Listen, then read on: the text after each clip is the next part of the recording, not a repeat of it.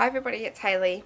I'm doing a video today and it is Sunday the 16th of December. It is sweltering hot and I'm sorry if this is going to jiggle. I've got my camera on a pile of pillows. It's about to get worse because here comes AJ trying to jump on the bed. And as you can tell by the title of this video, I am on our third cycle of trying to conceive. I'm on cycle day, I'm going to call it cycle day 2, but I'm going to backtrack and tell you the whole, I guess, story today. That's pretty much what this video is about. So if you don't want to hear that, that's cool. You can just be like, okay, she's on cycle day 2 today, that's all I need to know. So sorry I had to end up holding the camera and I have to do this fast because the camera's about to die. So I was 4 days late for my period on Friday. It was on Friday, which was the 14th, sorry. I was 18 DPO, cycle day 35, and I still had no signs of my period coming. I was still having, I guess you could say, pregnancy symptoms, and I was beginning to think that I was pregnant. I had in the sort of 2 weeks sit down on the bed. I had been having sore boobs, headaches, a little bit of dizziness. I had constipation and then also loose bowel movements. My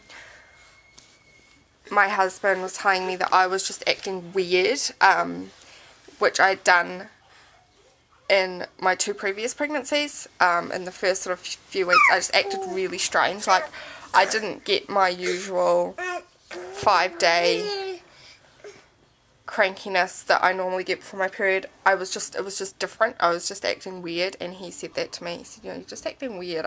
You're just different, like you were in the first few weeks that you were pregnant with AJ and all that sort of stuff. So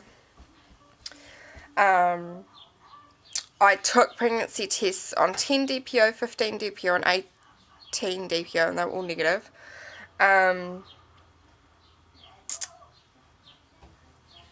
But yeah, I felt like my body was telling me that I was pregnant. So I was really confused. I said to my husband on Friday, I said, you know, I don't know whether I can trust my body. Sorry, I had to change my location. The camera died, and so I've got to plug it in. Anyway, as I was saying, I was telling my husband that I wasn't sure if I could trust my body, because it is so irregular with periods and everything like that. And I feel like I can't. And so yeah, I was just getting really, like, it was just weirding me out, and it was worrying me, and I was just getting really anxious about the whole thing. So my husband went and got because I'd run out of pregnancy tests, and he was going to the store anyway, so I said, can you pick up a pregnancy test, and if I still haven't got my period by Monday, I'll test. And then he got home, and then I went to the bathroom, and then when I was in the bathroom and I wiped, there was blood, and I was like, okay, I've got my period now. And with me, I don't get spotting leading up to my period, I just get my period. There's no, like, little bit of spotting and then the next day period. It's just, and this was at like 5 o'clock in the afternoon on Friday, so I just playing through. About 10 minutes after that I got my period cramping and all that sort of stuff, so I was like, oh yeah. So I said to my husband, you know, we're not going to need the pregnancy test anymore. So, and he was like, he said, you know, I'm really sorry and all that sort of stuff.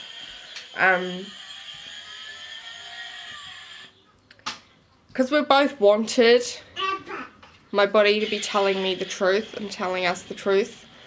but it wasn't. So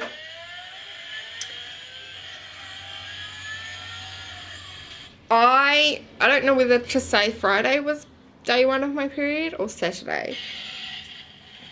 So I've had 2 full days of a cycle, let's say that. So I'll say I'm on cycle day 2, like proper. So yeah, so I don't know if I ever was pregnant or not. I have no idea. I probably wasn't.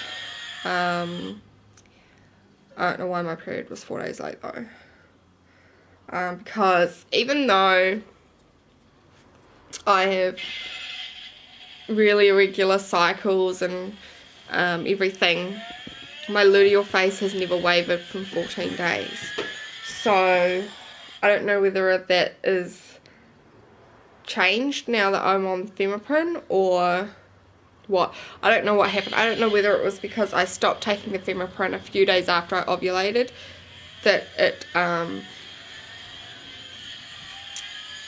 stopped me getting my cycle on after a normal 14-day luteal phase or what. I don't know. So I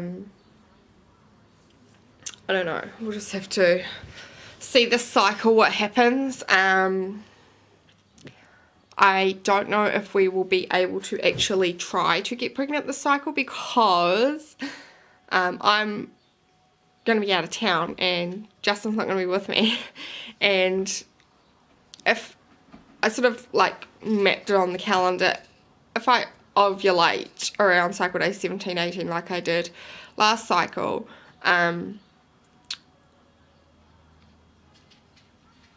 we won't be together, so we may very well miss the cycle, which is disappointing and annoying, but it could be a good observational cycle to see if my luteal phase is different now or what. I'm still going to do my saliva testing and my OPKs. I'm going to take those with me when I go away, just so I can observe and keep an eye on what my cycles are doing and everything. And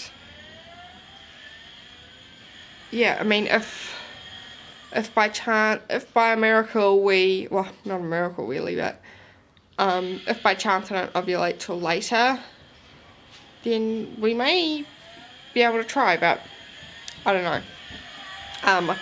I certainly don't expect to be trying this cycle, even though I really want to.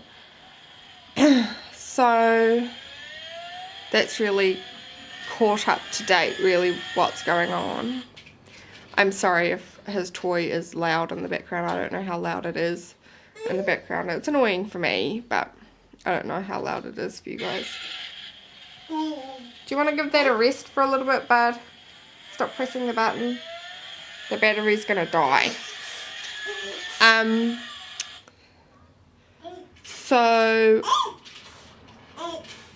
I got my new lot of Femiprin and I've been taking that since Friday, and this cycle, whether we are able to try and conceive or not, I'm not going to stop taking this Femiprin. Yeah, you're pressing the button. I've decided that I'm not going to stop taking the Femiprin like I did this past cycle after I ovulate. I'm just going to keep taking it and taking it. Not going to miss a day. And the only time I'll stop is whenever I get a positive pregnancy test, whenever that happens. Whether that's 2 cycles from now, 4 cycles from now, whatever. Because that might have mucked up my whole luteal phase or what, I just don't know. So I've really got to be consistent with the Femiprin if it's going to actually help and work. So that was my own fault.